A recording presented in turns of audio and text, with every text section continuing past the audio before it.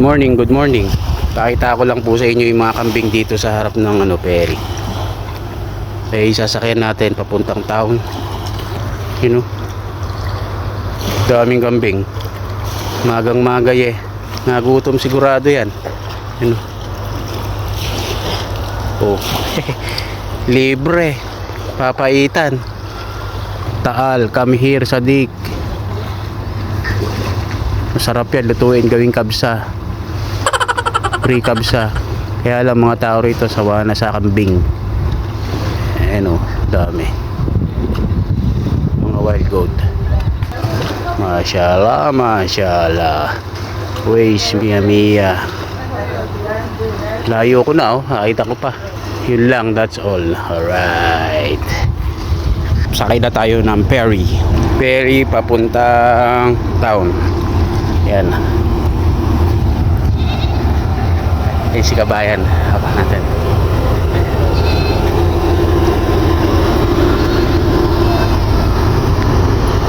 Si kabayan. You.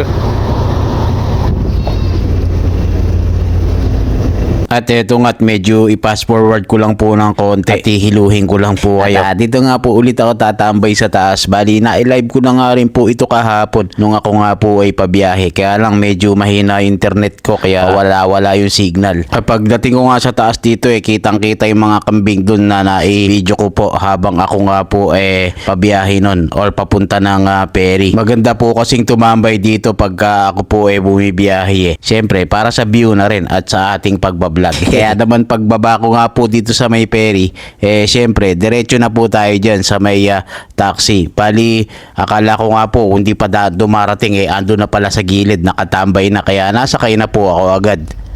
Yo, aywa, mashallah, dito na nga tayo sa town mga bossing. Ito yung pinaka per park nila rito. Kumbaga, mini park ba?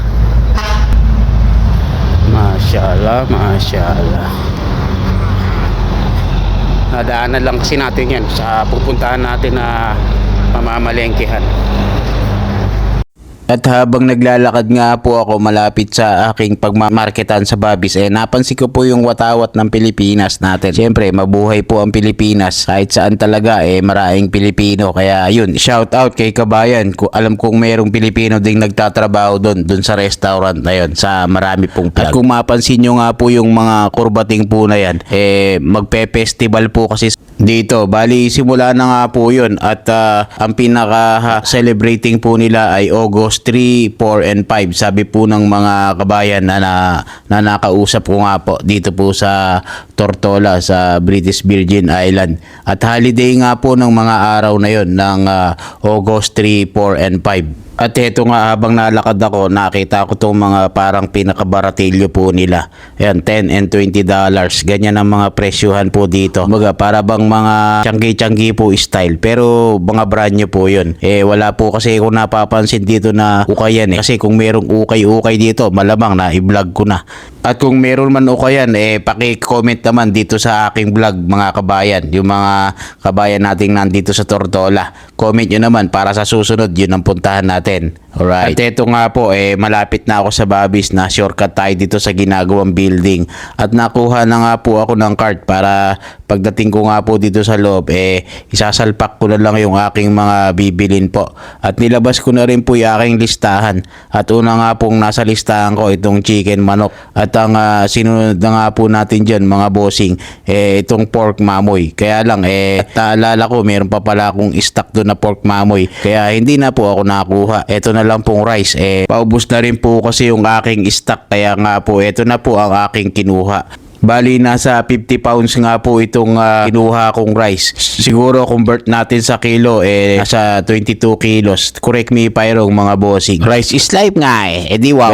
Ganun po kasi rito per pounds, hindi po siya per kilo. At heto na nga, kumuha na nga po ako ng mga gulay veggies dahil pang stock na rin po natin. Alam mo naman po sa amin, medyo mahal ang bilihin. At dito nga, medyo mura sa Babis at may discount pa. Kaya nga pagkatapos kong mag-market, pumila na ako mismo dito sa kay Kabayan. Siyempre, alam mo na hingi tayo ng discount. At heto, in-scan na nga ni Kabayan yung aking mga pinamili. Sabi ko nga, ilalagay ka ako sa may box. At okay lang baka ako, naiwan ko ulit dito sa inyo inyo. Kasi nga meron pa akong lalakarin importanteng mahalagang bagay. Ay importante na, mahalaga pa. Di wow. Kaya ayun, pumayag naman sila na iwan ko dito yung aking gamit. Sabi ko nga, balikan ko na lang after ng lunch. Ay lang, that is good all the time. Alright.